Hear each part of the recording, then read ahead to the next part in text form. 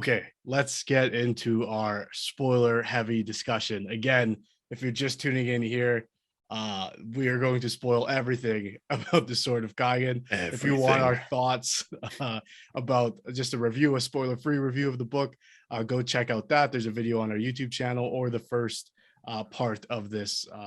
If you're listening on podcast, you probably already know that. So again, this is spoiler heavy, so don't get upset if we spoil everything about this book for you. And holy shit, this book, man, you're sick. I know. You keep fucking recommending me these books that just break my tiny little heart, and I can't stand it anymore. This is too much. I needed somebody to share the pain, share this pain with. Yeah, it looks literally nobody else would read it. So yeah, that is I didn't expect it. Like, I got it I didn't even get it recommended. I saw like a YouTube review. Okay. And it was like, this book is great. It's like a standalone, like, fantastic magic system, great characters. Like, cool, I'll check it out. And I get to that, like, the scene, like they get attacked. And I'm just like, what is happening right now? Yeah. Like, this is not, because it starts happy. Yeah. It's like Mamoru at school. Yeah, he meets his friend. Let's go through like the whole story then. All right. I have so many, more so I think than any other book I've read. I've like been in denial more during the process of reading and listening to this book. Like, he's gonna get up, right? Like, yeah. Okay. Anyways, but yeah, no, it starts very lighthearted, and I have to admit, when you recommended it to me, I've bought this book I think months ago, before we actually decided to do it as a topic for this show. And it sort of just sat in my Audible library, and I don't look up anything before, like, if you recommend me a book, I'll just like take your word for it, and I get to it when I get to it, and to my own detriment sometimes, because when I looked at the cover of this book, I'm like, oh, it's going to be like just some like, bland fantasy, Japanese or like Eastern inspired fantasy, which I love, don't get me wrong, but I just like, nothing really stuck out about, like, it's a beautiful cover. Obviously, it's a background. It's nice. And now that I own the book, I love looking at the cover. But I don't know, it was something about it, just like, it didn't pull me in right away. Yeah. And then as soon as I started listening to it, I was like, oh, this is like, at first, because like I think I mentioned like in our normal show, our regular show, that I don't like fantasy that sort of has sci-fi elements to it, like where it's like happening in modern day, or like, oh, this teenager discovered they have magical powers. Yeah, that always sort of like feels super like YA, and there's nothing wrong with YA, but it sort of gives me that that sort of vibe, I guess. And maybe that's my own issue, but this had that at the beginning, and I was like, and then the magic system gets introduced, and I'm like, oh, hang on, no, that's super cool. Like, I'm in. And then it just proceeds to, it goes on a sort of a strange journey, I'd say. And I know that Emma Wang, when she first started this, it was like a serial that she would post, like, I think monthly. Okay, yeah, chapter by chapter. Chapter by chapter. And she's doing the same thing now with the new universe she's tackling. And that universe sounds really cool. Maybe we'll get into that after we're done this. But yeah, so it obviously starts in the eyes of this kid, and there's a new kid at school that day, and it's a very like fantasy, like young fantasy start. Like, it reminded me of the beginning of like an anime, like, oh, who's the new kid? And like, and then there's like, they get into an argument because the new kid's saying, oh, those things your history teacher's teaching you, those never happened. Yeah, like, those are lies. Like, I don't know why they're lying to you, but they are. And the culture that one of our main characters comes from is very much their honor and respect sort of lies in their heritage. And of course, they're from the Sword of Kaigen, which is like the first defense, or the strongest defense point against the Ranganese Union. So yeah, I don't know, thoughts about the opening of the book. It's one of those draws you in just to hurt you. Like literally, like it's the bait and switch. Like you just you love Mamoru so much so early. Like he's just like a kind-hearted young man trying to understand the world he lives in, like the culture he lives in, and the way the culture is set up at the start, like draws a lot of similarities to some countries we have on our own planet, where information is sealed and the people don't really know who their leaders are.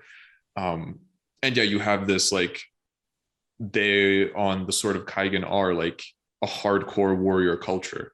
Yes. Very Japanese inspired.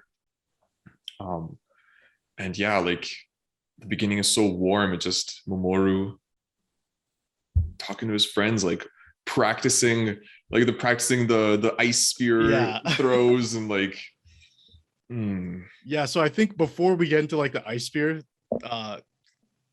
I guess training they do, it's actually, I think Misaki is the first one, which is Mamoru's mother, as the first one to use her Jia, and I think it's like clean the face of her kid or something.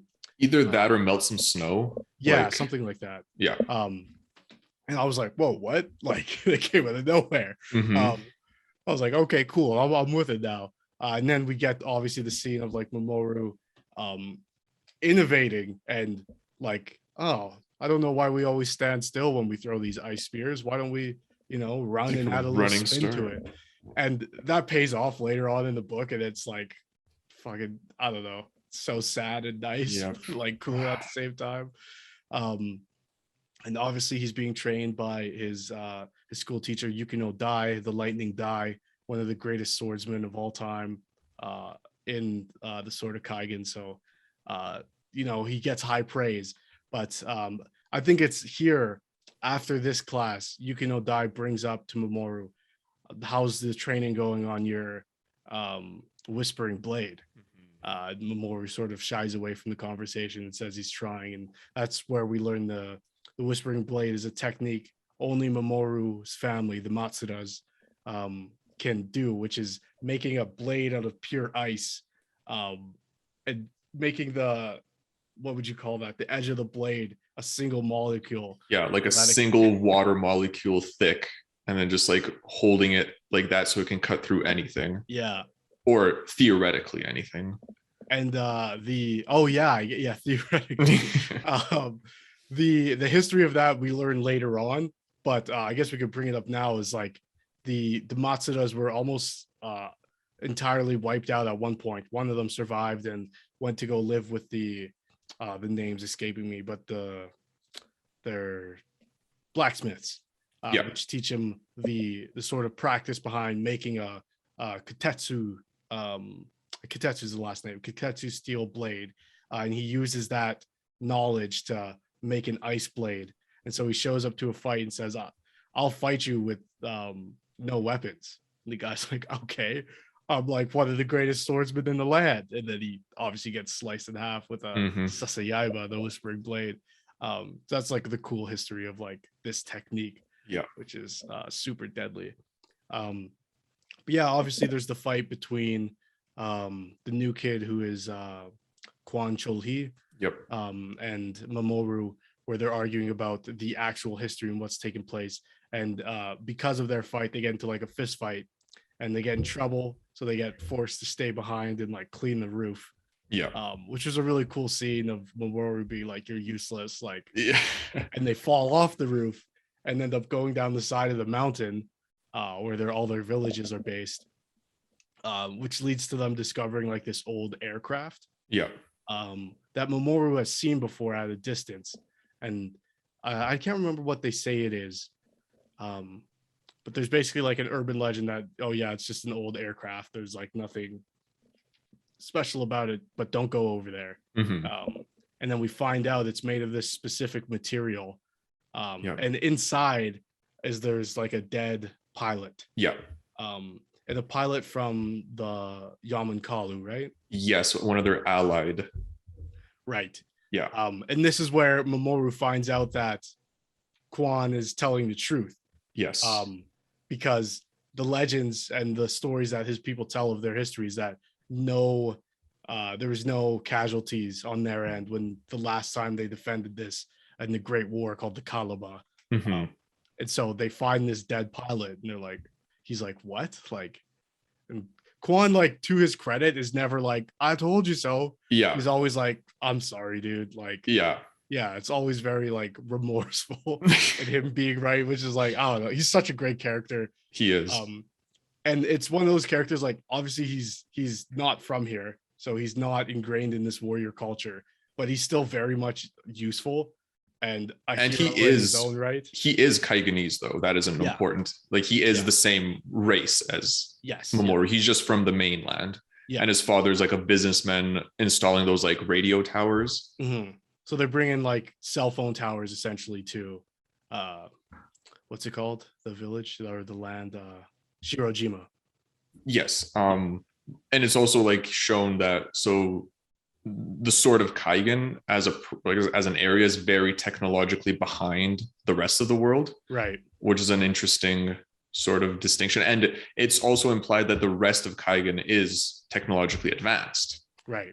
I mean, Quan Chul, he has like a cell phone, like a smartphone, pretty much,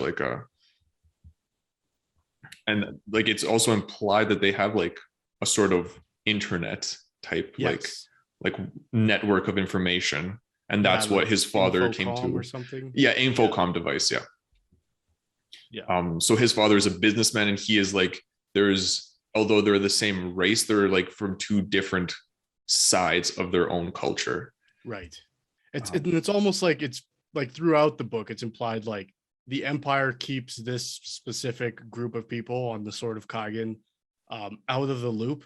And they keep most of their people out of the loop, to be honest, but these people in particular, because they serve such important purpose to the rest of the Empire, in that like these are the best warriors in the land, so we're not going to tell them everything because there's only certain things they need to know, and we need them to stay there.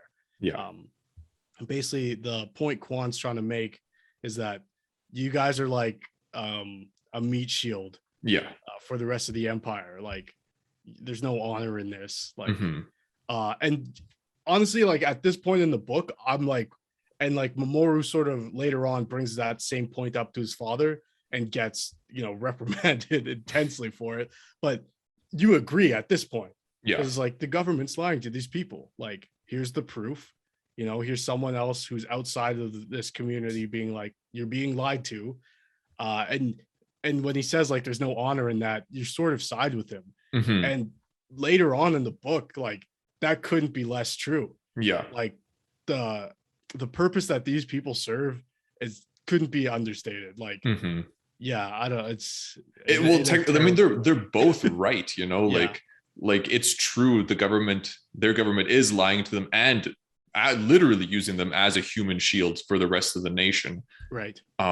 But there is honor in what they do, and when they're called to act, they don't act without honor. Like, their sacrifices are not without meaning, even though everybody outside of them would say so. And part of it, and especially like going back to what we said before, where like the story is that none of their people died in the Kalaba. And well, I guess we'll get to it later, but like, even like with the results of what happened in this book, they'll never be celebrated for the heroes that they are. And I think that's like one of the most heartbreaking things, and like there is honor in that, but how far does that go when no one else respects you, type of thing? I mean, it's sort of that like doing the right thing even though no one's there to credit you for it, but it's still the right thing to do, so you do what you do.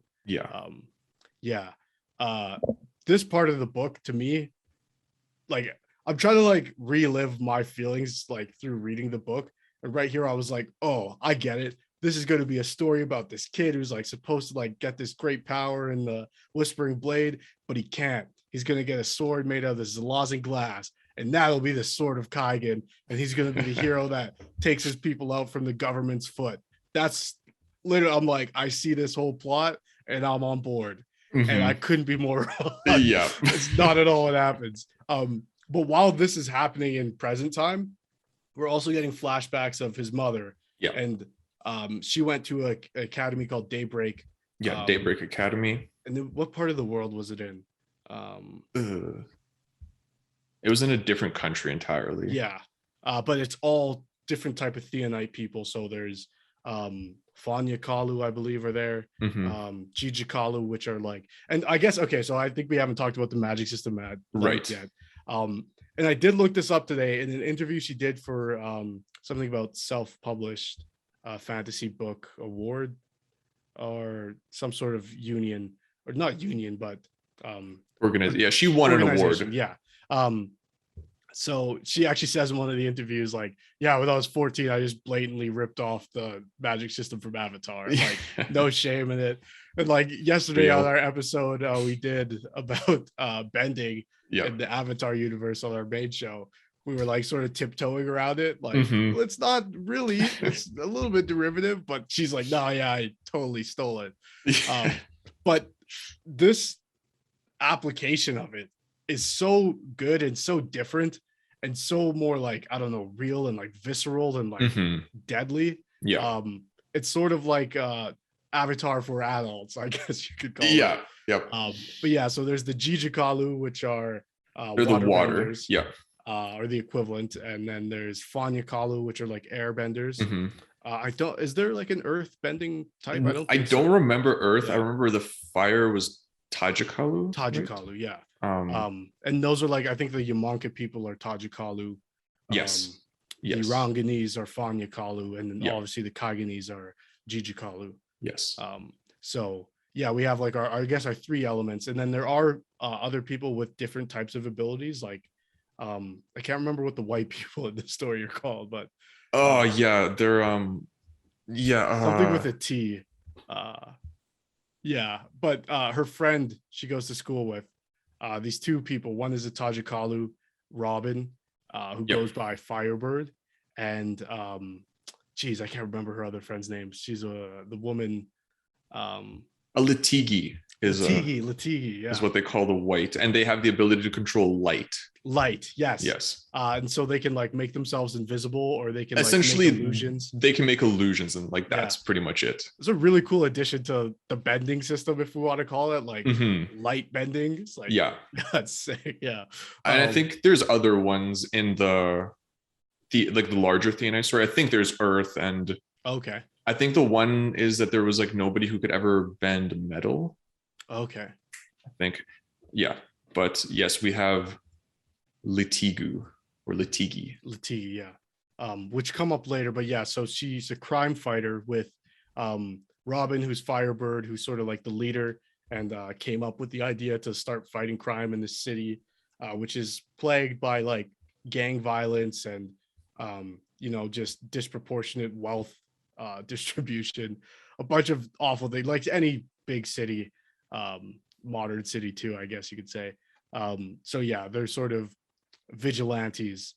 She's known as Saradenya is her sword, but she's I can't remember what the word for shadow is. She's known as the Shadow. She is an ambush specialist. Yeah, that's the word. And very deadly. Robin is based just like a firebender, and then their Latigi friend so they just go around fighting crime. They get involved with some like pretty high up gangs, and some close calls. And there's an interesting parallel between all those flashbacks and the real story, where for Misaki, that crime fighting was, to her, that was very similar to like the why, like what's the point of all this? Like she was doing it for fun, whereas Robin had like, he was the one with like the moral drive to help these people. Yes. And she had the view being like, well, like why? Like what does it matter what you're doing here? Which is very similar to what Kwan was saying to Mamoru about the Sword of Kaigen and the people on it. Yeah. Like, this is a waste of time sort of thing. There's better ways to achieve this, or not even that there's better ways, but like why do it? And that comes up later on as well, like her coming to terms with the way she actually felt about what she did before, which is sad in its own right as well. But so obviously like there's that. and there's sort of no transition into her past. It's just like, yeah, these are things that I used to do, and now now she's essentially just like a housewife. In Shirojima and Takayubi, I think is their specific village. Women are like our own world history, very much like second class citizens and always at the will of men, especially like their husbands, fathers, brothers, or even like whatever family. But so she moves in with her husband, which was an arranged marriage, to Takeru Matsuda, and there's no love between them. His Jia is so powerful that his body is actually cold all the time, and he like radiates just coldness when he walks into a room. The temperature drops, type of thing. And she even explains at one point, like giving birth to her first child, Mamoru, like she almost like resented him because he reminded her, like his Jia was so powerful that like it reminded her of Takeru, who she sees almost as like an oppressor, I guess.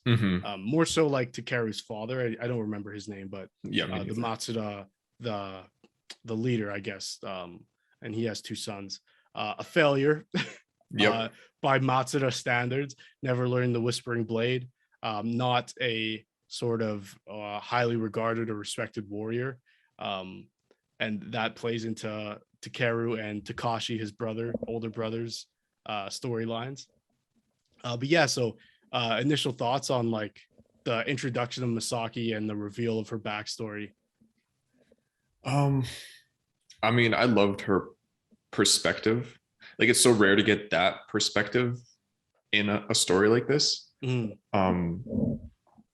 it just sets up like the reveals at the end, like about Takeru and Takashi and how they grew up and what Takeru actually, like, throughout the story, he seems like the way she describes him, like an emotionless, just cold to the core person. Cold, literally and figuratively. Yeah. And like, there's that scene where she's remembering a flashback because she gave birth to 3 sons.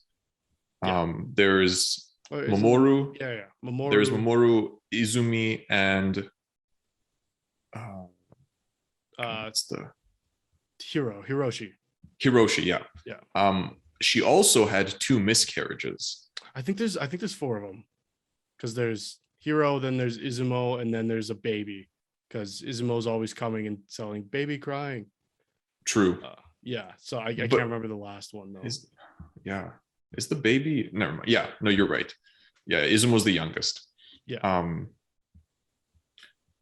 But there's a scene where she recounts telling Takeru about her first miscarriage. And his reaction is essentially like okay, let's try again. Picks her up, puts her on the bed, and she's expecting like an embrace of some sort, and he's like, this is like, and she's crying, obviously she's distraught.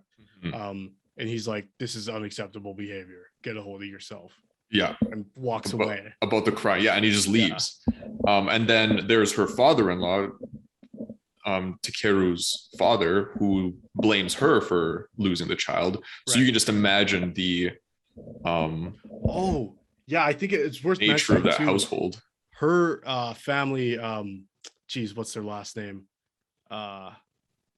Camera, I'll look it up real quick. But her family, akin to sort of, again, going back to Avatar, bloodbending, her family has a legend about them that they're able to influence blood. And so I think her father-in-law references that as when she miscarries, saying, oh, like you people with your bloodbending, you probably did this on purpose. For this woman who's grieving her unborn children. Just an awful man.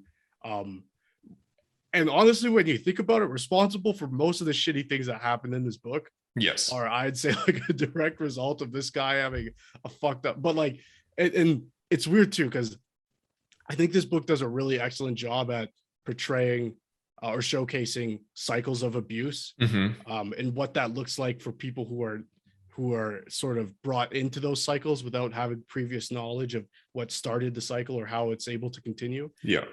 And so for that character, again, sorry, I can't remember his name, but it's obviously like, because his failures as a warrior, his treatment of his sons was like a response to that. Yeah. Like, because he was such a failure, he wanted to make sure his sons weren't, and he resented them when they were not failures, when they were some of the best warriors that Shirojima's ever seen. He like he resented them and would beat them senselessly, which led to other things.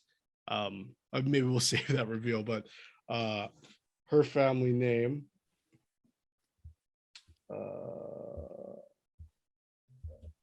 no, I don't know. I can't pull it. Sasuno. Yeah. Because we later on in the book meet her brother, who sort of explains that, well, it's not all myth. Like, we are able to control our blood. Like, you should try it sometime, but not other people's, just our own.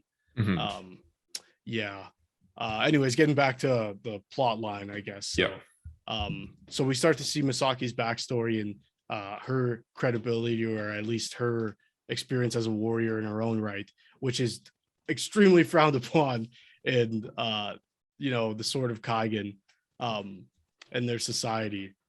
But then we get her and Mamoru starting to bond over his questioning of the history as it's been explained to him. And eventually she sort of doesn't tell him direct answers like, yeah, you've been lied to, but yeah, the places where you're poking, if you keep poking there, something might come loose. And so, she's sort of bound in what she can say. And even the little that she does say leads to Mamoru getting into trouble. Months pass, and he sort of brings this point up to his father after, I think, they're training. But he's like, what's the point of this? We're a meat shield. Like, this is like useless. Like, our warrior lineages become like outdated.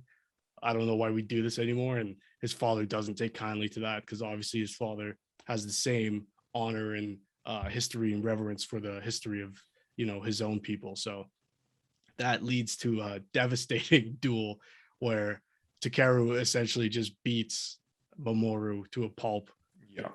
Very viscerally and violently.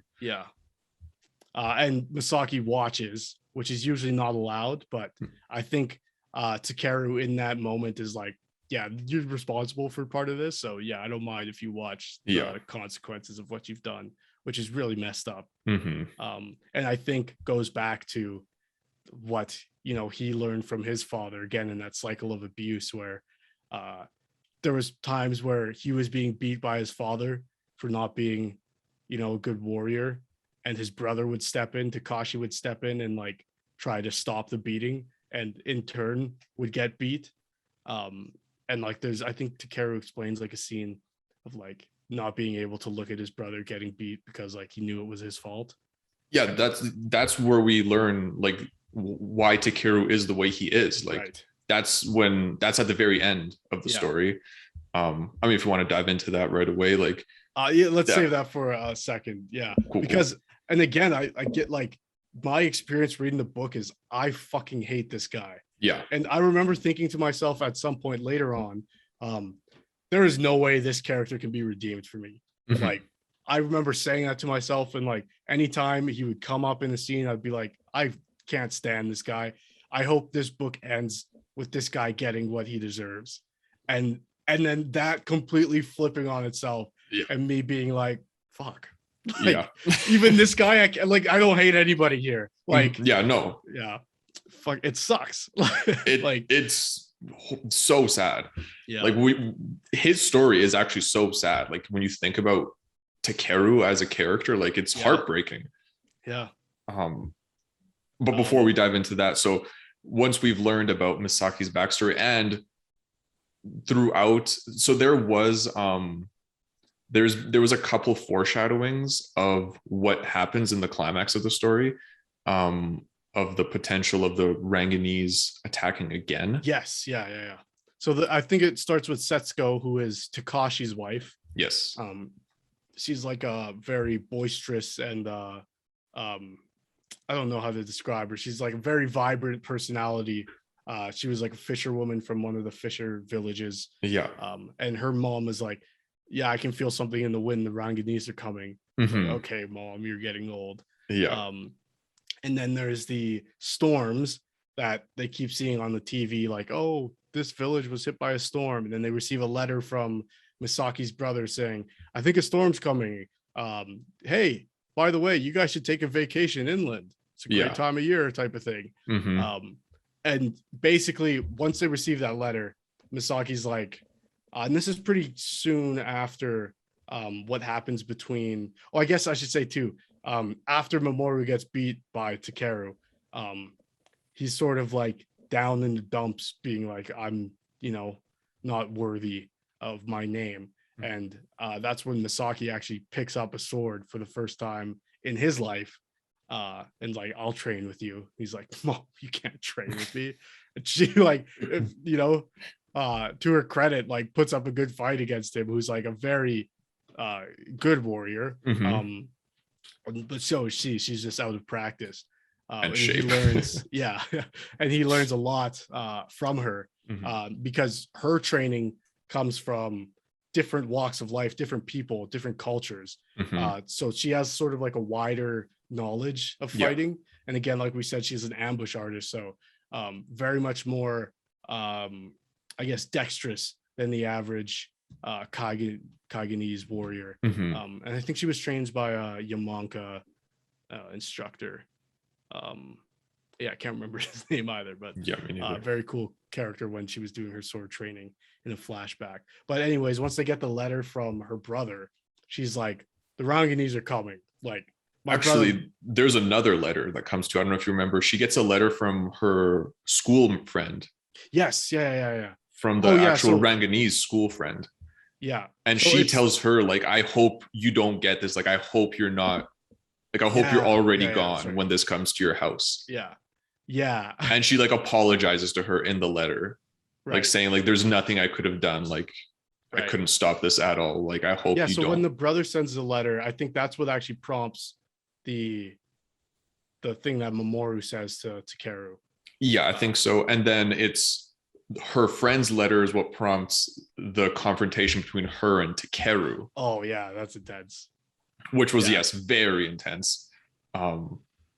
So she essentially confronts Takeru saying that they need to leave. Obviously, he is not hearing any of it. And then they actually have a full-on Gia confrontation where I don't remember exactly how it goes. I believe she freezes. Like, she hits him first. Like, doesn't she attack his blood? Yeah, so she does what's called like a technique called the blood needle. Yes. So, she basically like a pressure point sort of situation, but she presses in and creates a needle with your own blood. Yeah. She does this on his right hand, I believe, his sword. Yeah, his sword arm. Yeah. So he's sort of not able to continue after her, and then she freezes the door behind the door shut. Yeah. And she says to him, like, she totally bluffs and says, oh yeah, I wouldn't use your Gia either, or you might never be able to use it again. She's like, and then obviously like that chapter's in her perspective, she's like, fuck, I hope that works. And it does. To her credit, he doesn't come after her right away. He spends some time mulling it over. But she tries to escape with the children. Yeah. Because she gets a letter from her friend, and by that time it's too late. Yeah. I think a tornado. As she's like telling them to get things, it's like the tornado first happens. Yeah. Like they hear it or see it happen. Yeah, I think they hear it, and then they go outside and they see the fisher village that Setsuko's from. Yeah, get all her family, friends, loved ones just erased in a single moment. Yeah. And like the way they describe like Setsuko's reaction to that is just like I got goosebumps just like listening to it. I was just like, oh my, like this, okay, like so this is happening, huh? Like this is really where we're going. Like just shock. Yeah. And and I think it's also an interesting perspective, like her savagery, like when she tells her husband Takashi to avenge her family was just like brutality, just like she was just like end them, erase them, like. And I was like, oof, oof, oof, oof. Yeah, and so this starts the I guess the climax of maybe I would say there's even like two. There's the second confrontation between Right. Takeru and Misaki. Yeah, but this is definitely like, especially again talking about my experience while reading it, I'm like, oh shit, this is it. Mm-hmm. This is where, but like I'm looking at the time in the audiobook And and there's like so much left, right? I'm 12 hours in, but there's still 12 hours left. Yeah. How long is this fight gonna last? Like, so I'm like, okay, like maybe this is like, Shirojima gets destroyed or Takayubi gets destroyed, and it's like, maybe this is where Mamoru goes on his adventure, right the wrongs of the empire who let his people die for no reason. But no, that's not what happened. So the men go, obviously, excuse me, and begin to defend the village. They all take their orders from the Matsudas, who are the most powerful house in the village, or in the land, I should say. And so they set up a sort of funnel to bring these warriors in. Takeru and Takashi are so skilled that they find a way how to destroy the tornado, because it's being conducted by these airbenders. Well, that's also interesting because they didn't figure it out. Oh, it was Misaki who told them. Despite their it's because, so what happens essentially, Takeru breaks down the frozen door. Yes. And he's on his way to confront Misaki when they see the tornado. And then, so in the midst of that, essentially what would be life-changing argument for them, she still tells Mamoru to watch out for black cloaked Fanyakalu. They're the masters, elite soldiers. Yeah. And then she also tells Takashi and Takeru, or specifically I think Takeru, that to destroy the funnel they need to kill the Fanyakalu in the middle that are creating the hot air stream that's rising up and creating the whirlwind. Exactly, yeah. And when she tells him, he's like, whatever. Yeah. Get the kids to the cellar and protect yourselves.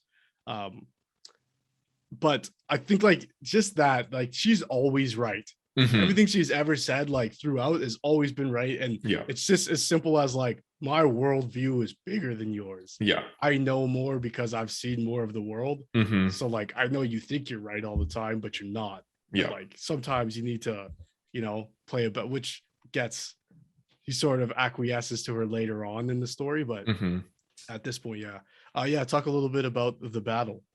Oh, just horrible. We see it all from Mamoru's perspective, and we've already seen Mamoru's sort of his fear and insecurity about his skills as a warrior, and now being thrown into pure life and death and seeing his essentially that's where the ice spear training moment pays off, where his instructor is right next to him, dies, and he's protecting him for most of the fight, and he's saying to him, I can't keep protecting you, you have to wake up. Mm-hmm. But the way that they get the ice spear to hit the people inside is with Mamoru's method. His run up. And I believe it was Yukino Dai who would create the spears and Mamoru who would throw them.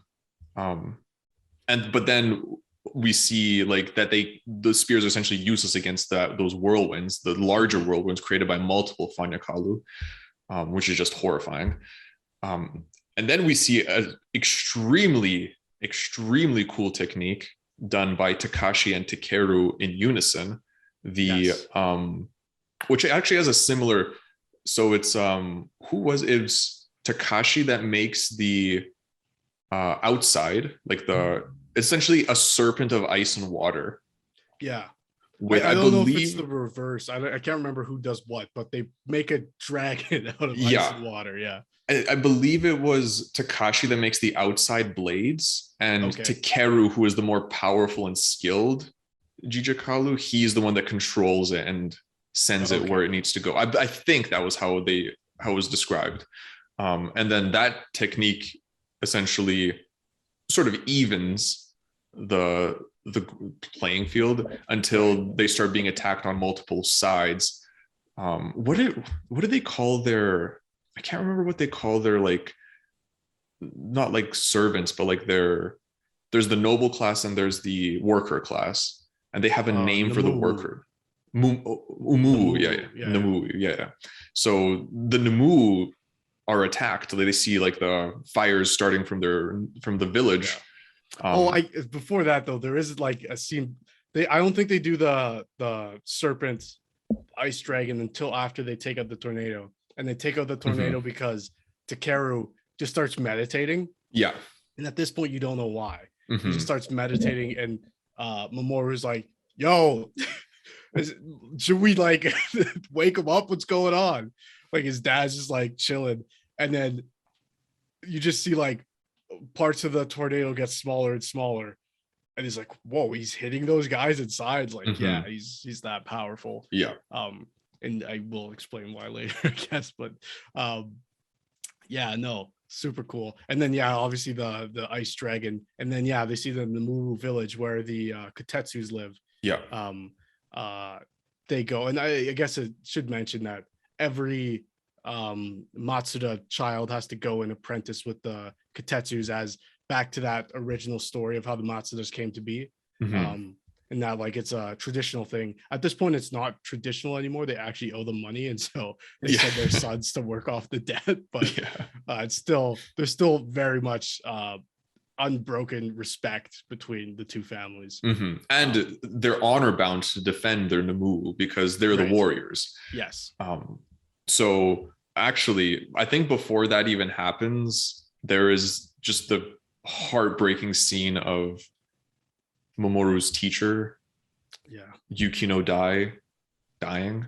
Yeah. And it was just like, it's the brutality of war. Just he's like talking to Mamoru, and then he turns around and gets hit in the head with a single like pressurized. So I think he saves Mamoru from an attacker and looks at the attacker, and it's actually a woman.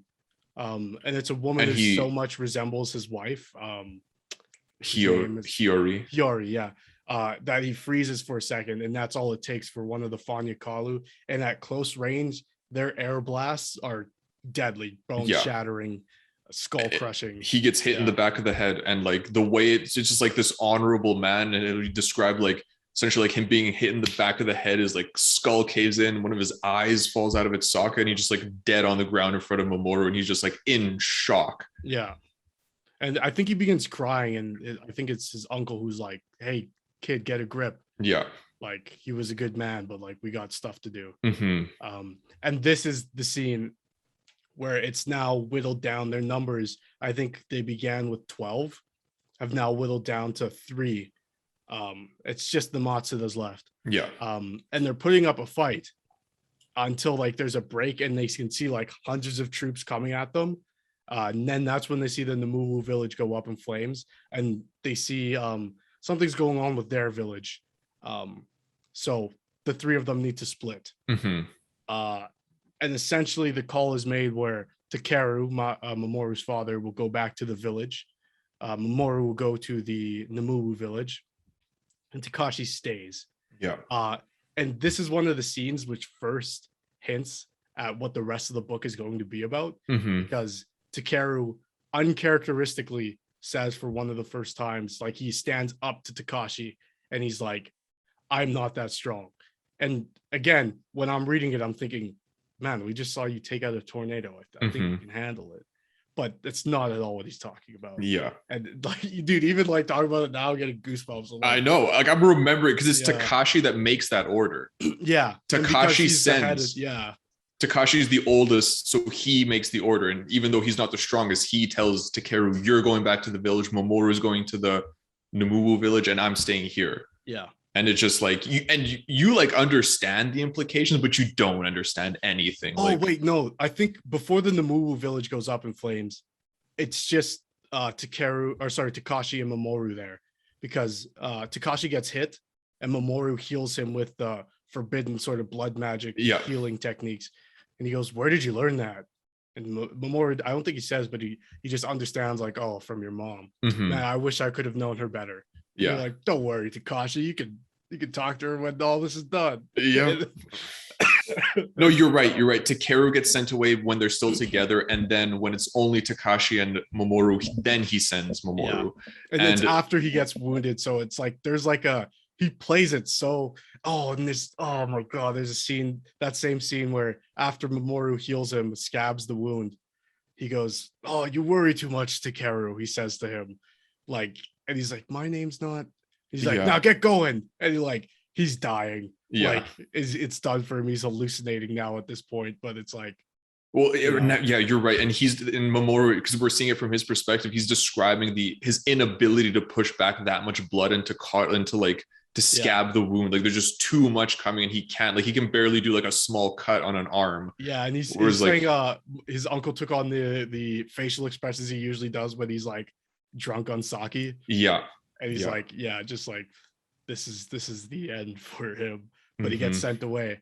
And yeah, so he goes to the Namu village, fights with a few Fanyakalu, and then comes across his his swordsmith, I guess. Yeah. And he says, "My son's stuck under the house." So he helps his son get out, sends that guy on his way, helps his son get out, but then they're attacked by the same person who killed Yukino Dai, his sensei. They call him the Dragon Killer. He also destroyed the ice serpent thing. Yeah, and he was a black, robed Fanyakalu. And it's just Mamoru versus him. Yeah. And it's like, I think it was even described like he hears somebody coming and he sees him and he sees that it's a black first, and then he recognizes him, and it's like, yeah. And Mamoru's like what, a 15-year-old boy at that point? 15. I think he's 15, and he's just like face to face with him, and the guy like smiles seeing him. Yeah, and the guy so he goes to chase after I think it's Tetsu. I can't remember the younger kid's name, but he saves the kid from under the house, and he puts up an ice wall so that the Fanyakalu has to fight him. Yeah. Basically saving the kid. And so he doesn't look like, I don't want to kill this kid, but it's not like I'm gonna enjoy this. It's like, this is a part of life. I have. Yeah, no, it wasn't like a sadistic moment. It was just like we're enemies and you're not my match. Like some type of like attitude, you know. It's like, it's essentially like, I'm like, unfortunately for you, you're faced with me, was like the Fanyakalu sort of like the feeling of it. And from Mamoru's perspective, it was like, oh shit, like this is, and the whole time it's like, you know, like literally from the moment when Takeru was sent away, you knew, but you did like, no, see, dude, at this point I'm still like, no, I'm not saying I understood. I was into, like, I was listening to the moments. Okay, so Mamoru fights this master of. I guess it's worth saying too. At the same time, the Fanyakalu get into the village before Takeru arrives, and Misaki has to take up arms. She pulls out her Zalazin sword, and she's wrecking these guys. Yeah, I think she kills 7 in total. And then the last one gives her, or the last 2 give her a bit of a problem. Yeah. One has like fan blades, and performs this technique that sucks the air out of someone. It's like, it's a wild airbending technique. I never thought it would be used in that sort of way, which again is why this magic system is such like a level up to the bending system. And that like, these are like motherfuckers that have been to war, like they're willing to do anything. But yeah, so she gets knocked unconscious by that one. And the second one comes up, who she had knocked out before, comes back, and she's sort of down and out. Setsuko comes up and tries to help her. She gets knocked back, and it's actually her son, Hiroshi, who is like a prodigy. Picks up her sword and cuts this guy in half. I think he puts it through his like chest, just like, okay. And it's worth saying Hiroshi's 5 years old. So like she so horrifying, just like so horrifying. And he like, I don't even remember why he said he ran back, because Hiroshi has like a very Takeru like personality. Like he's very cold and emotionless and doesn't like, but he like followed her back. He picked up the sword and did what he had to do, like as a 5-year-old child. And interestingly, culture type of thing. It's been a while since we've seen Takeru. Yes. Like he left to come to the village, and we are in the village. The village has been invaded by Fanyakalu, and Misaki is the one killing them. And as the people are running to the bunkers, bombs start falling. Yeah. But prior to this, So Misaki successfully saves her family, because those 7 she kills were in her house, in the Matsuda household. Yes. And then we see one of the most heartbreaking scenes when she goes to check on Hiyori. That's after. Well, yeah, we'll get to that. Okay, yeah. But yeah, let's get back to Mamoru in Mhm. that. So he fights this Fanyakalu and is again severely outmatched. And I remember listening to this and sort of like zoning out, just out of like sheer anxiety, Mhm. being like, what the fuck? Like, obviously he's gonna come away with it. He's the main character. Yeah. But like, and then listening to that scene where it's like he felt a pain in his side and Mhm. looked down and wait, what is that? That's his own sword. He Yeah. dropped it and the Fanyakalu picked it out of the air and stabbed him with it. Mhm. And there's a line where he's just like, oh, and then he realized like, I'm dead. Yeah. And I was like, whoa, what? I was like, no, like, you're gonna be fine, buddy. And then yeah, the Fanyakalu like stands in front of him and says, and the narration again in this part is so good because he says it in like a thick accented, I got you. Mhm. And yeah, this scene of Mamoru like dying, explaining like the feelings of how he feels to die. Mhm. And then this is the line that literally broke me and caused me denial for the next few chapters. Was 10 years later, Hiroshi would be the first Matsuda, the youngest Matsuda to ever perform the Whispering Blade. No one else knew that he was actually the second. And I was like, wait, this is because like he's not gonna tell anybody for like a year or something, right? Like that's why, right? Before he's gonna do it, but people just won't know, right? And then yeah, he creates a Whispering Blade in an unorthodox way, made purely out of blood and Takayubi snow, is how it's described. And it was perfectly his own Whispering Blade. It wasn't the Matsuda one, it was Mamoru's Whispering Blade. Only he could do, having the blood of the Susanos and the Matsudas, and cleaves the dragon killer in half before he even realized what was happening. And then this is like, we get in this scene that explanation, like, even though his fingers were missing, Mamoru's, his fingers weren't there, but his fingers were the mountain. His body was the mountain. His breaths were like the mountains. And you're like, what is this? Like, he's feeling the power of all like the Jia. Yeah. And, you know, able to make his first ever Whispering Blade. And then it's like, and then he went to sleep. You know, he fell down, like, job well done. And then that's when we get Kwan Chol-hee gets the message through to the reinforcements saying that we're being attacked. And so they're sending in planes to bomb. Mm-hmm.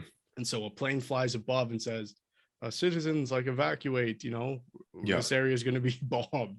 And that's right, it was the Yaman Kalu who bombed. Right. And so that's when we switch back to Misaki, and this is when Takeru finally shows up. Well, actually, Takeru doesn't even show up until they get to the bunker, right? Like, no, so Takeru shows up at the house, and is basically like, yo, what are you doing on the floor? I told you to stay in the cellar. Right. And she's like aghast. Like, she's like he, and to his personality, stays completely true in that there's dead bodies all around him in his own house. And he's just picking the problem with her. Yeah. Like, I told you a specific thing and you didn't listen. Yeah. And she doesn't even have the wherewithal to be like, motherfucker, don't you see what I've done? Like, but, and she's not even worrying about it. Obviously, like, her son's still out there. She's like, why are you here? Yeah. She's like, we got to go to the bunkers. And she's like, okay, I'm going to go check on Hiyori. He's like, we don't have time. And she's like, I don't fucking care. I'm going to check on Hiyori. And goes. And yeah, just like, honestly, I don't like it. Just like, after watching, well, first of all, a parallel to Mamoru's death is Takashi's death. We see his last stand, and we see an interesting effect of Theonite. The interesting thing though is that we only see it afterwards. Like, we never get Right. confirmation until like the morning after. Right. But yeah, When they see the result. yeah, save that for a second because there's a really I want to talk about. But yeah, anyways, so we get to Hiyori's house. And again, her husband is dead, and she doesn't know that yet. Yeah. But and nobody besides Takeru and Mamoru actually know that. But yeah, Misaki gets there, and Fanya Kahlo is and trigger warning for sexual assault. Anybody, just if you'd rather not hear about something like this, but yeah, she's being sexually assaulted by one of these invading Ranganese warriors. And Misaki, just as quick as she's able, just cuts his head off. Yeah.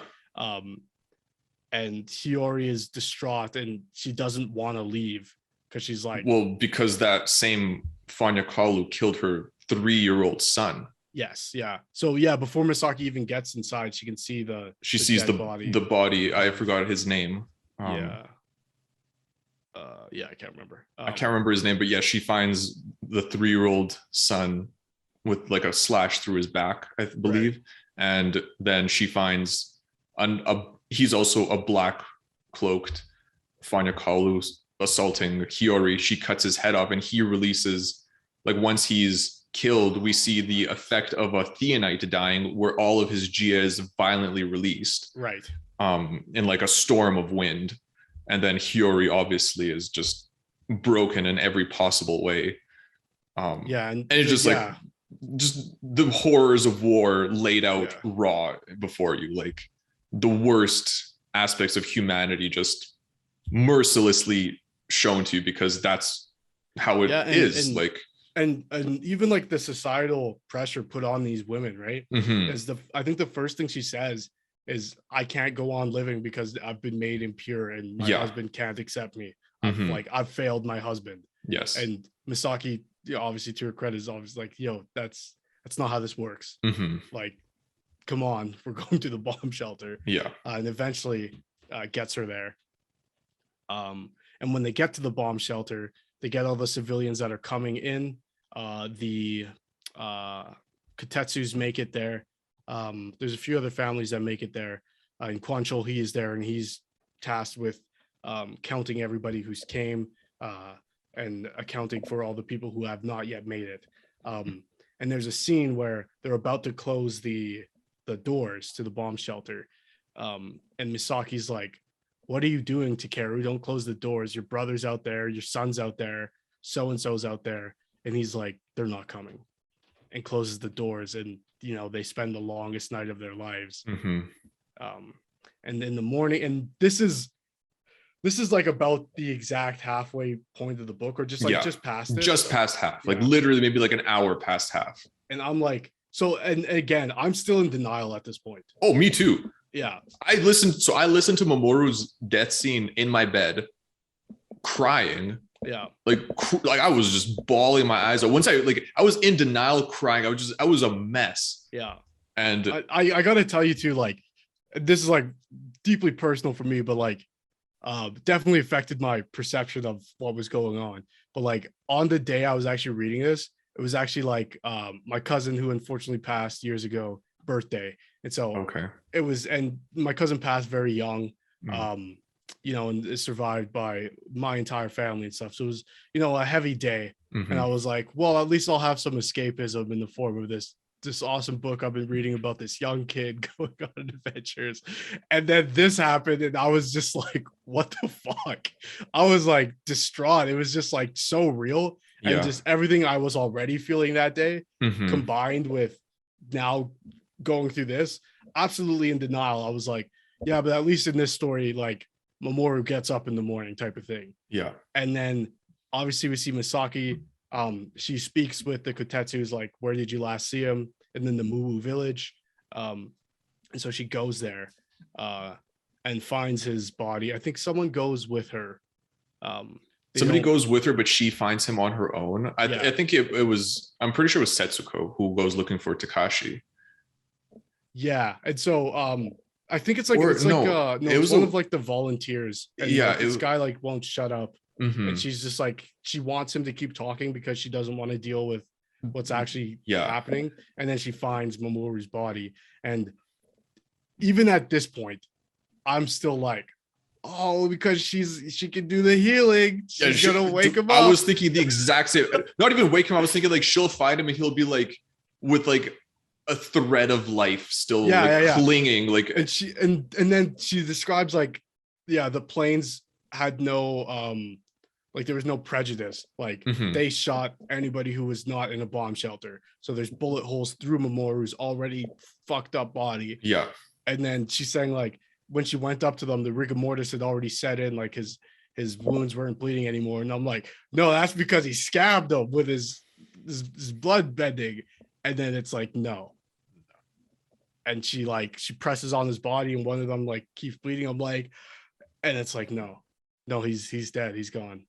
And the way she like analyzes the way he died, like seeing which wounds were post-mortem and pre and like, and it was just like so difficult to like, and it's written so well of like a mother's grief. Yeah. Like it just like so brutal to live. Like it just so heartbreaking. Like it just tears you to pieces again, because you've already seen it. Like you've already went through his perspective of it. Just the instant regret she has for her whole life. Yeah. She goes from my son, this is the worst, to we should have spent more time together, to I wish I had never come here and had children, because now what am I?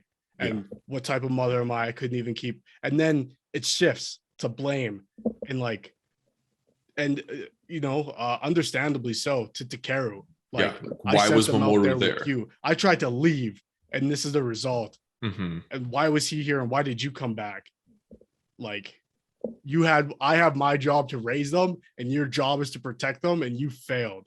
And it's, I don't know, just and again, to his character throughout this whole thing, Takeru still being just as cold as possible.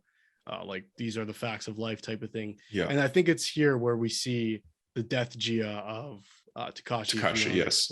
Which you see, which is described as like a very like, it's described as like essentially an explosion of water that froze, I believe, and just like spikes in all directions. And I think there's like a bunch of Fanyakalu impaled on them and like like in a wide area, and he just like and it's like tendrils of blood on the inside. Like he just like exploded into this like sculpture of ice, basically.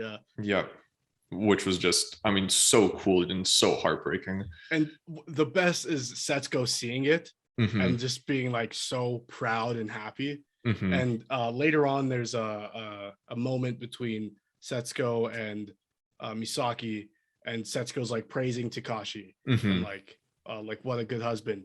And Misaki, obviously she's still grieving and stuff, but she's like, wouldn't he be better if he was here, like taking care of you? And she was like, no, like you don't understand. Like he loved us so much, he had to show us. Like this is what he could do for us. Like this is the type of man he was. Like this is how much he loved us, that like he thought he had to go out there and like die in this beautiful way to show us how much he loved us, and like, and we appreciate it type of thing, which is like a really messed up result of the type of culture they live in, but like so pure, and like she understands, and like you understand, like the love between Takashi and Setsuko is like so real that like, and it's like, its physical form is like the most beautiful thing, even though it's like skewered Ranganese warriors. It's like, that's how much he loved me. Like that's what it looked like when he died. And they're an interesting mirror match because their love was genuine, and Takashi chose her specifically, going against his arranged marriage to choose her. Which is the opposite, obviously, of Takeru and Misaki. Right. Oh, so heavy. Yeah. And so the rest of this book deals with the rebuilding and the aftermath of this attack. So I guess a few things we can sort of I don't want to breeze over anything, because this is sort of, to me, what's the like everything up until this point has been like a great fantasy novel, and here's where it just becomes a great novel. And that like the grief that these people deal with and the different ways they have of expressing it is so real. Like I know people who've dealt with grief this way. I know people like Takeru who just recede into themselves and refuse to acknowledge anything. But obviously, like the military comes in and tells them that no one's allowed to hear about this. The sacrifice your people made, we appreciate it, but we're telling everybody else in Kaigen that this was a storm. Yeah. And the grave we're burying everybody in is going to be unmarked, and we're going to bury Fanya Kalu with Jiji Kalu alike. Yeah. Which is really rubs people the wrong way, because they have their traditional burial methods, and bodies need to be prayed over before their spirits can cross over into the next world. All these sort of religious beliefs that the government is totally neglecting, even though we just sacrificed all of our people so that the Ranganese didn't invade the rest. You're like defying our base religious, it's fucking terrible. And because the Matsudas are the head house, Takeru's sort of the person in charge with the village, giving sort of like mayoral duties. So they confront him and say, hey, this is what we're doing. And everyone in the village is looking at him like, say something. And he just goes, I understand. And then leaves for like 2 days. And basically, so like all the people of Takayubi have moved into the Matsuda compound because it's the last remaining structure, still worth a damn, I guess. And the winter, I think, is coming. So they can survive longer than most people could in the winter. And the cold doesn't affect them so much, but like food supplies and stuff is still. I think it's described like the cold doesn't affect them up until so long, whereas like their Jia can no longer combat like the surroundings. I can't remember how exactly it's explained, but it's pretty interesting. But obviously there's the fallout. There's Hiyori learning that Yukino Dai is dead. Then and that she's pregnant, right? And they're not sure whether it's Dai's or if it's the assaulters. So that's obviously terrible. She spirals into a deep depression, which is just devastating. They actually build her a shack on the Matsuda land so that she can be close to everybody. And it's a lot of just Misaki being like, hey, where's Hiyori? Like, she's just standing outside. And I don't know. That character takes one of the darkest turns. And that not like she goes evil or anything like that. No, just like, especially because she was such a light and bright, colorful, like happy character. Innocent and in love with her husband and her family. They explain it at one point, like she doesn't even realize she's pretty. Like, she's so innocent that she's like, oh, me? Like, you know? And it's like, fucking terrible. And like again, like I don't know what more to say. Like the back half of this book is just grief.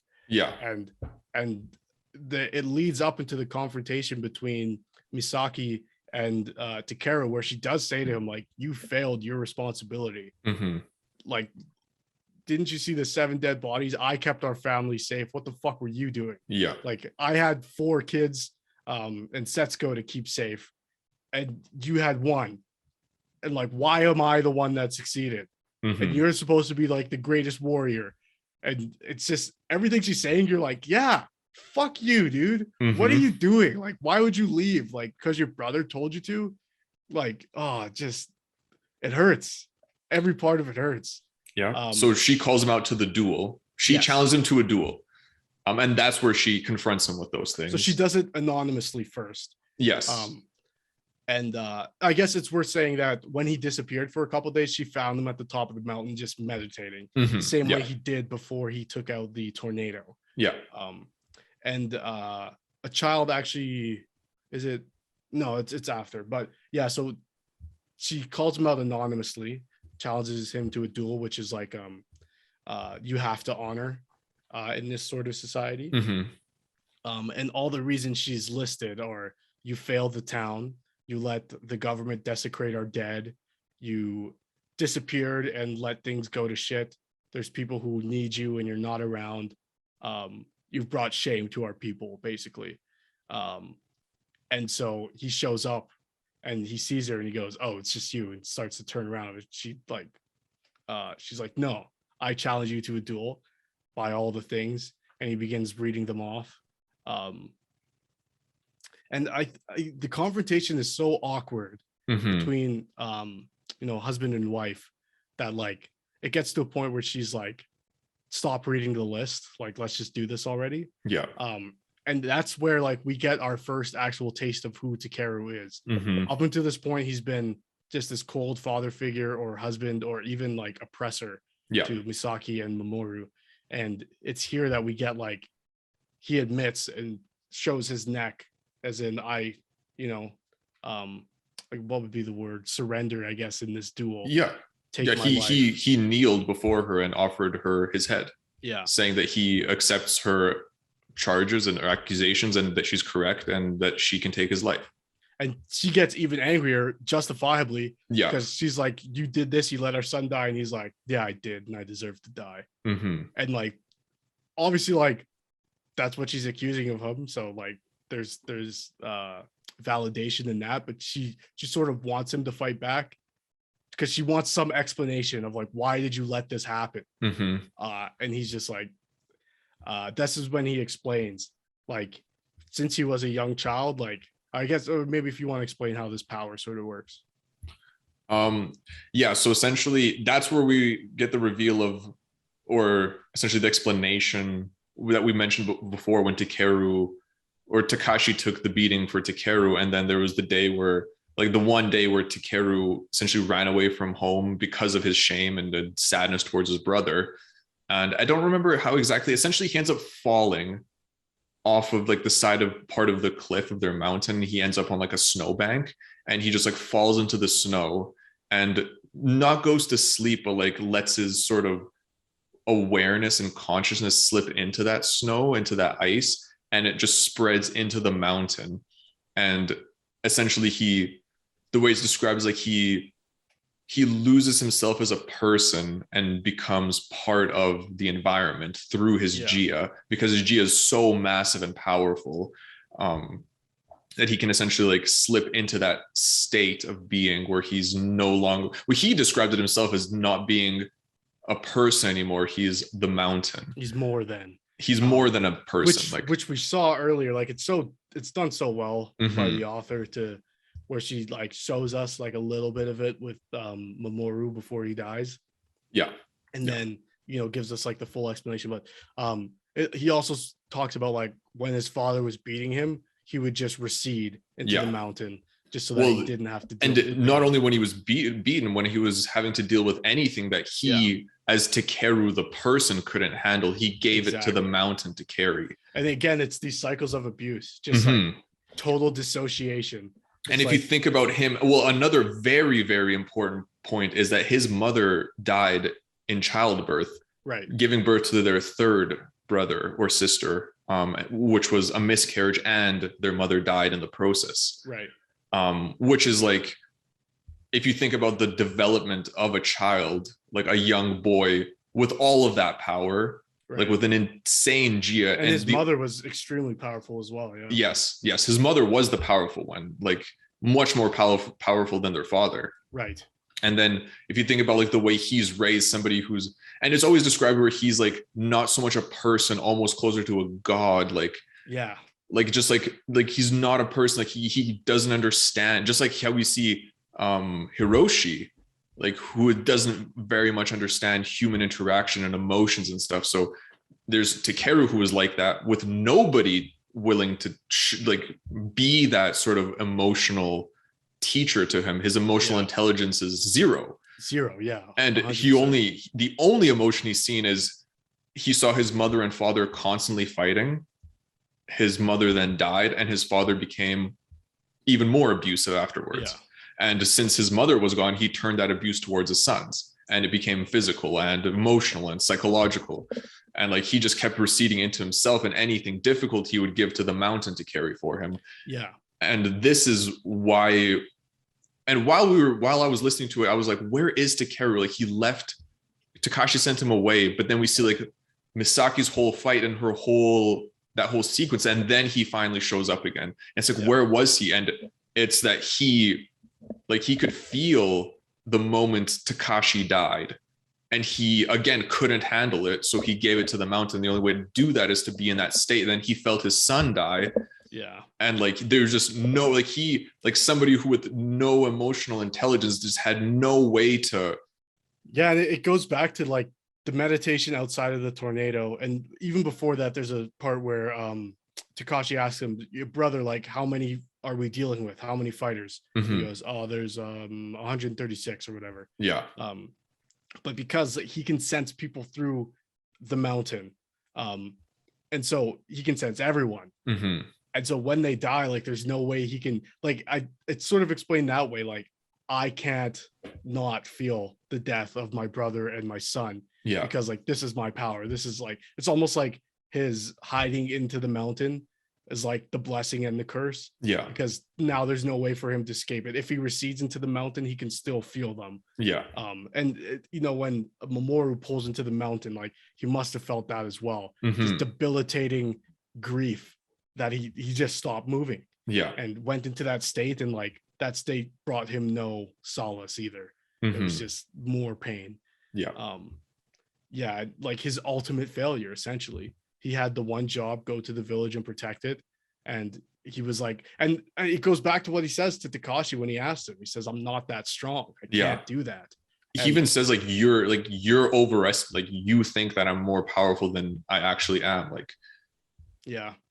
And yeah, it's so sad because it's like no one fucking listens in the story at all. Like that's like one of the through lines is like there's people who are like trying to communicate and no one fucking listens to them. And then bad things happen. And I don't know, for Takeru, that moment is so defining as a character, being like praised up as like one of the greatest warriors of all time, and to fail in that moment, and the one thing you've always used to deal with, like your defense mechanism, ends up being your undoing. It's just like, yeah, it's ironic in like the saddest way, and it really like humanizes him, being like, oh, you became this disassociative person because you were abused by your father. Like I get it.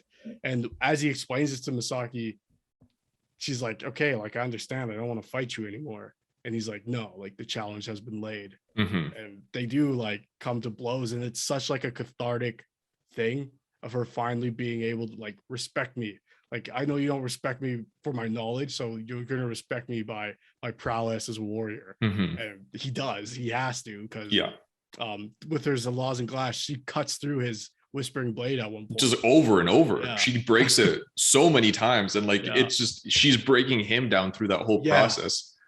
And I don't even remember like the moment, like what he was thinking about. Like, I mean, it was like him like reflecting on everything that happened, like the death of his son, his brother, like his failure. And like, essentially it's like that defining moment. There's like the slash coming towards him, and it's either like make it one more time or you break as a man. And then he makes a Sasayaiba once more, and he cuts through Zalazin glass, or he cuts through the sheath of the Zalazin glass, which is also made of Zalazin glass. Which is impossible to the knowledge of the people in that world. Right. Like nothing can break Zalazin glass. And then there's the next moment where Misaki, seeing him cut through the sheath, she is like, it's like almost pride that comes out of her. Like she sees that he didn't break in this moment. And then it's like the next slash is like at his neck, and he brings up the Sasayaiba to block it, and then just like lets it dissipate. And she just about cuts his head off. Like, like she stops her blade like at his neck. He still, like, to his credit, gives her a chance. Like, and it's her that stops it, but he's sort of like, well, if you really want this, here it is. And that was also like a beautiful moment where he respects her as like his equal at that moment, and gives her again the opportunity that he gave her at the start of their confrontation to take his life if that's what she really wanted. And she chooses not to.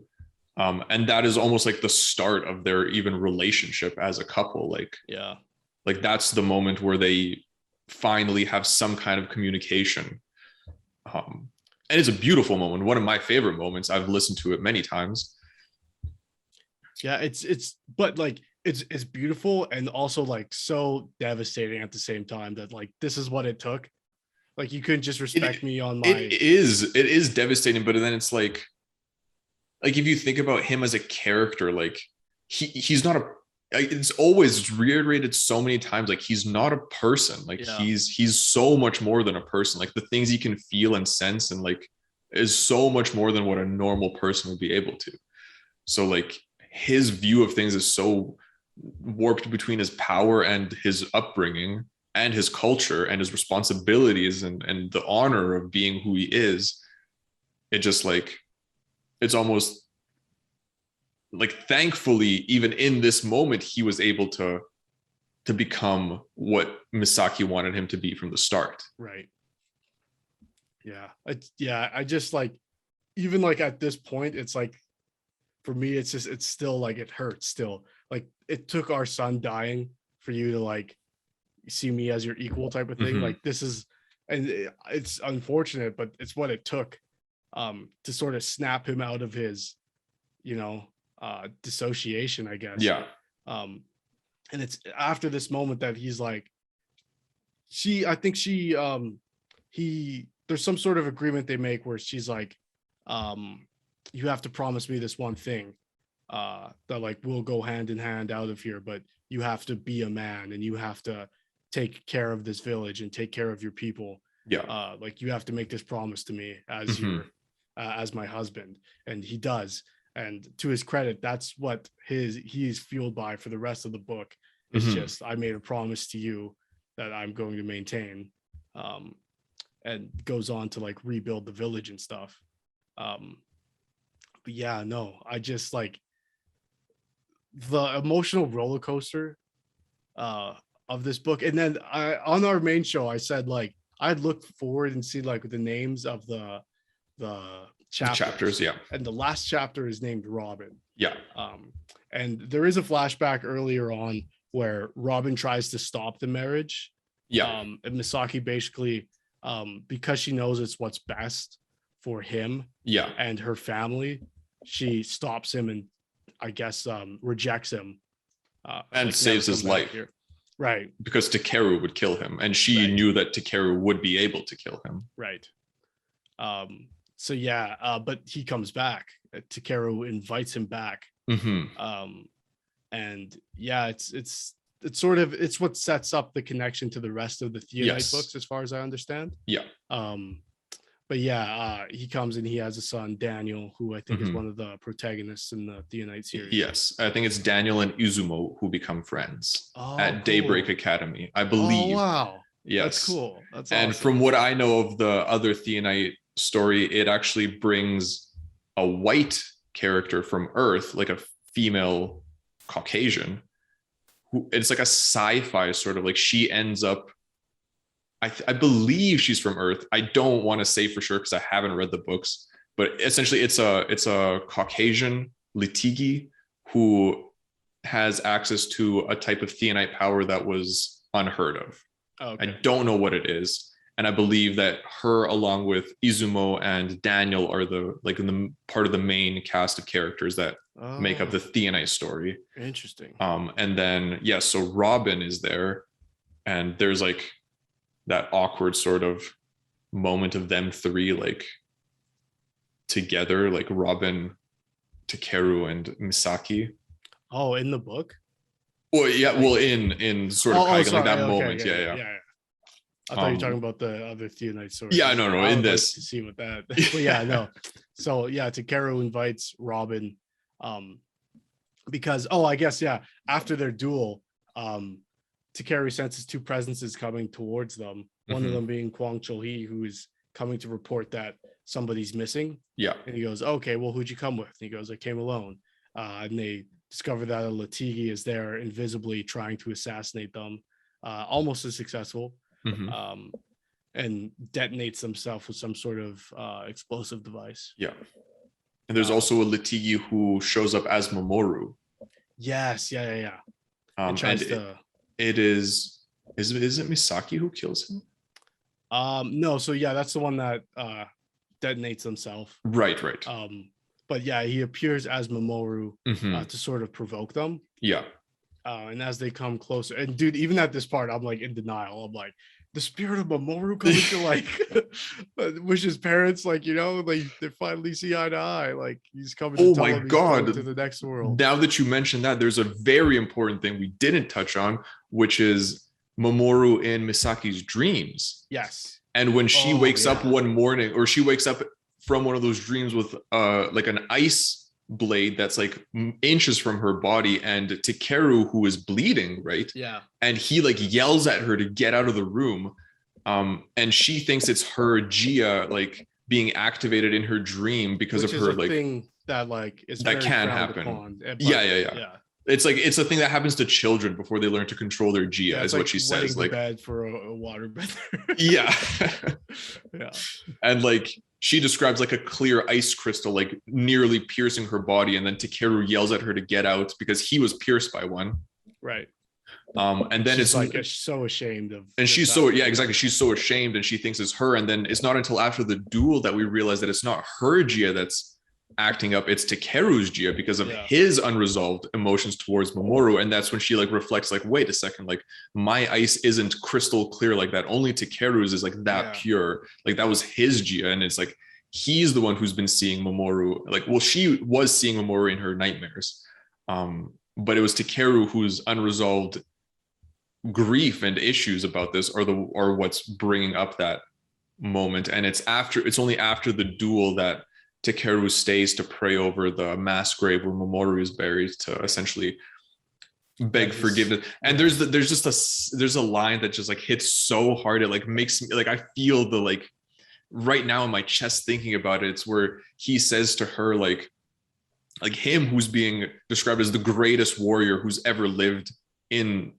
like this on the Sword of Kaigen, essentially, like since the founder Takeru Matsuda, they share the same name. Right. And like he says to Misaki like he hasn't prayed over Mamoru's body, and she asks him why, and he says like how can I face him who is a true warrior, like how can I face a true warrior as myself, like a coward, essentially. It's just like it's so heavy, and it's like and Mamoru the whole time thinking of himself as like inadequate and not good enough, and then like he's the only true warrior there. Well, not only obviously, but like he, between them two, he was the true warrior. He was the one who behaved honorably and like died honorably, and now Takeru can't face him. Yeah, and to think like when Takeru goes into the mountain, he's no longer himself. Mm-hmm. But when it explains how Mamoru goes into the mountain, it's not like he's now the mountain. It's he and the mountain are one. They're the same being, and he can use that, and that's how he creates his whispering blade.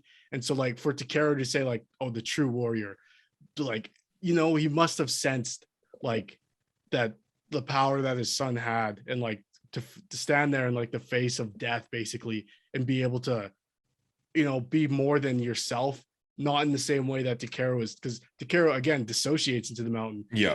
And Mamoru, like, it's part of him and uses it to, you know, defy death and save lives. Like that scene was just so, it hit so hard, like that, like those words, like how can I face him, a true warrior, like I can't, like how can I pray over him? And then he stays, and she tells him that you know that's his son, he has to like face those emotions, and he does. He stays, he prays over his body, we don't, or over the grave, and afterwards his Gia stops acting in while he's sleeping. Right. And then I guess like to close off here, like they reject the government's help. And they rebuild the village. What little help the government offered. And but it's more like the principle, it's the pride of it. Like, absolutely. We won't acknowledge our sacrifice, and we'll play ball. Like we'll play along, but you're not going to like give us a hand and you know, pretend that you're at all responsible for what happened here. Like, and we learned that the Ranganese are making specific targeted attacks on these villages to see if they're up to par with what they have created. So they're testing their new techniques and devices on these targeted areas to see if they can start another war. And it's because what happens here on the Sword of Kaigen that they're like, we're not ready. Which buys, you know, the Kaigenese more time to mounted defense on any would-be incursion. So well, we also find out that the Kaigenese army stood zero chance against the Ranganese. Yeah, like they did the same type of attack to army bases of the Kaigenese and wiped them out. Right. Yeah.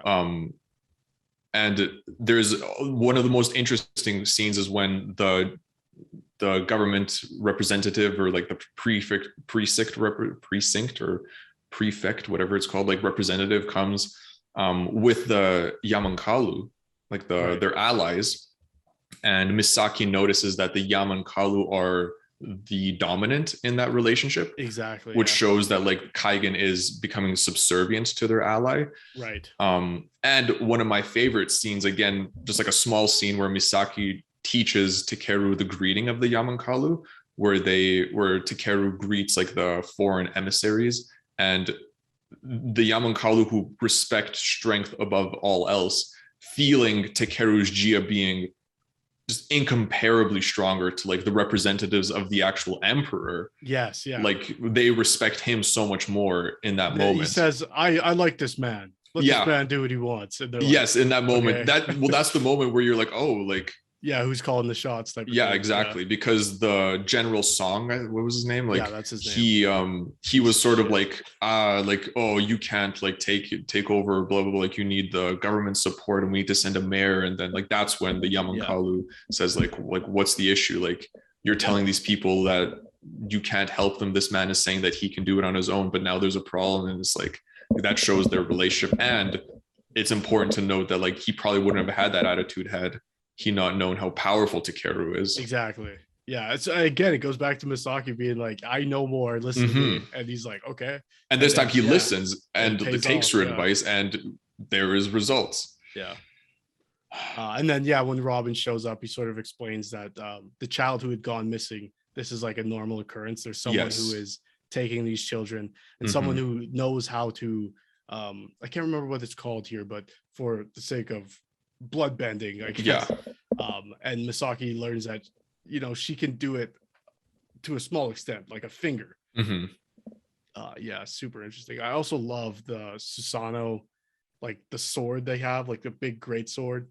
Our father can still use it. It's like, how? He's in his 70s. It's like he blood bends himself to be able to move, and like she does that in the fight against in the duel, I should say, against Takeru. It's just like such a cool power.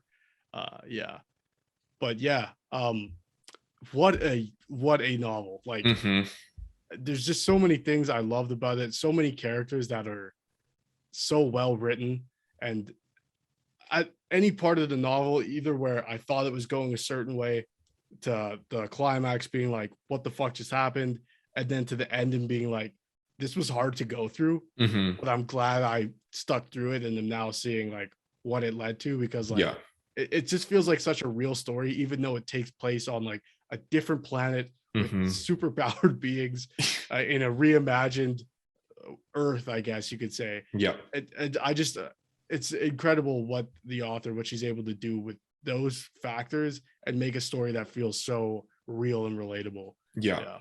And it's all like, all of it is just built on the foundation of the just nearly maybe even flawless character work. Like everything is built on the back of these amazing characters who you can understand and sympathize with, and just you just fall in love with them, and that's why their pain is so visceral and their success is so like because even Takeru, who at one point I'm like, fuck this guy, there's no way, there's nothing this author can do to make me care about this character.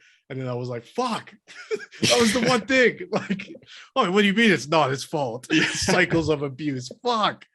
Like, it's like totally made him a sympathetic character. Like, he totally breaks down in front of Misaki, and you're like, like, fuck, I never thought of that perspective. And even when you look at their relationship, it's like he was like that because that was the only way he could think of to avoid the only other marriage he's ever seen, his parents. He's like, I didn't want to fight, so whenever you got emotional, I walked away. And like, like she's like, why would you do that? Like, he's like, I don't know. And again, that goes back to the way he was raised, with nobody to teach him anything about human emotion, like Yeah. like just the cycles, exactly like you said, like the cycles of abuse that keep repeating without ever understanding the source of it. And when she finally understands the source, she can break their cycle. Exactly. Yeah. Yeah. And there's also like at the end a beautiful thing between her and Robin where she states like, yeah, I will always love you, but like even in a romantic way, I can always love you, but like this is my life now. And it's not like a sort of star-crossed lovers type of thing where it's like, oh, but what if? It's more like I can't regret what I've done because like I have these children and I have this village to take care of and these experiences now that like I saved Kaigen. Like my Wait, boys saved Kaigen. yeah.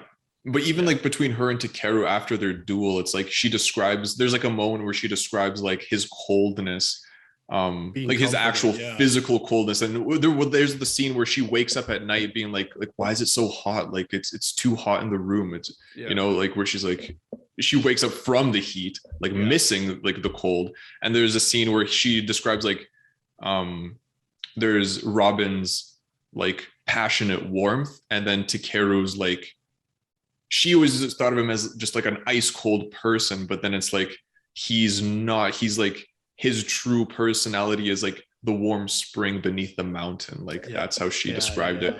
And it's like now that she finally has this communication relationship with him, there can actually be love there. Like it can start growing, and like they go beyond like their duties as citizens and parents and like man and woman. Like they can actually create a relationship. Yeah. Which makes it somewhat like deeper than what she had with Robin, which is like a passionate sort of. Yeah. Right. And there's still like, again, like those feelings will never go away for her, but they're not like it's more on the surface level. And she even says to him, more so referencing like the crime fighting aspect of vigilantism or whatever the word is. Yeah.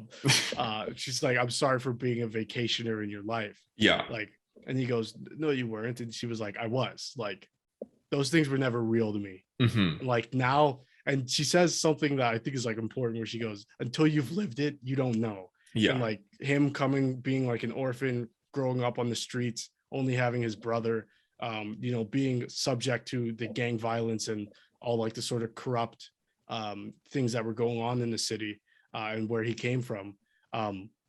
She didn't really understand it, but she was like willing to fight alongside him because she loved him. But now she's like, now I understand why you did the things you do. I would do those same things like for my people, for my children. And I think it was like a really beautiful thing of like, you know, until you've gone through it, you don't know. There's just no way you can know. Yeah, really beautiful ending. Yeah. And like the thing is like I might like be interested in reading the rest of the Theonites. The sad thing is that they're discontinued. Yeah. I like that sort of like that might put me off from going in and reading those. Same. Well, I'm sure like obviously fantastic author ML Wang. And she's doing other projects which I'm very interested to check out. But I really wish there was a sequel just to Sword of Kaigen. Like but obviously I think even those books came first before Sword of Kaigen. It's more like a prequel. They did come first. Yeah, they happened chronologically afterwards. Right. But yeah, they were written before. Yeah. But like I wish like, you know, they just like movie studios now will just reboot. Like it's Halloween 2 and it came after the first one and we're doing all the other 6. Like that kind of thing. I sort of wish that just so that we could get more with these characters. But like we said before, I don't want to see any of more of Masaki's grief with Mamoru. Like, not to say like that story isn't worth telling, but like it's just so real and so like it just hurts. And like I don't know where you take that to a place that doesn't trivialize that grief sort of thing. And I'm sure ML Wang is capable of doing that, but like for my small peanut brain, I'm like, fuck, it hurts, don't do it. Like I don't want to read it. Even for her, you think about like planning that and going through that. Like, could you imagine the emotional toll it took on somebody like her who created those characters to like to write that story? Like it must have been devastating. And like because it was like serialized, and I read a little bit about her process. and she has like 3 different serial properties coming out. 2 are in the same universe, and 1 I think is not at all. If people are interested, you could check them out on her Patreon, as well as like her newsletter. One of them comes out, but like her approach is sort of, she just goes like chapter by chapter. The interviewer asked her like, how do you keep track of 3 things? She's like, not well. Like that's probably why I had to discontinue one of my series before. It's because I did do a good job at doing this, but like I think like you start writing, you're like, oh yeah, this might be a story about Mamoru, and then you're like, no, this is better if he dies here in chapter 12 or whatever. It's like, oh man, that choice was just so devastating. And again, like I've never had that where I was in denial from reading a book. It was one of the weirdest experiences reading. I sort of went through the stages of grief while reading it. Like so I think it does an excellent job at tackling that. I did want to say though, unless you have any final thoughts on the book. Excellent, just excellent, heartbreaking, very well written. I will not go through those moments again. I honestly, I have no desire to. Yeah, it was that heavy. Like, fantastic. I'm excited to see what else she will write. Yeah. And so on that note, geez, I think I'm forgetting what's this, Pangea Ultima, right? That's what the supercontinent was called in our real world history. Oh yeah, Pangea. Okay, so she has a series called Ultima, like Altima, like the car, I believe. I might be getting the word wrong, but whatever, it's Pangea Ultima, it's with an A instead. And so it's a sci-fi world wherein this AI was created by humans to avoid climate disaster and ruining the planet. So it sustains a certain amount of humans on this like supercontinent, and it serves as their like religious idol, as well as like the force of the world and like their magic system. Really cool. And like just the concept alone made me think of like, holy shit, what if an AI runs our planet? Like, so I think there's a few different stories of hers in these serialized things that are taking place within this universe.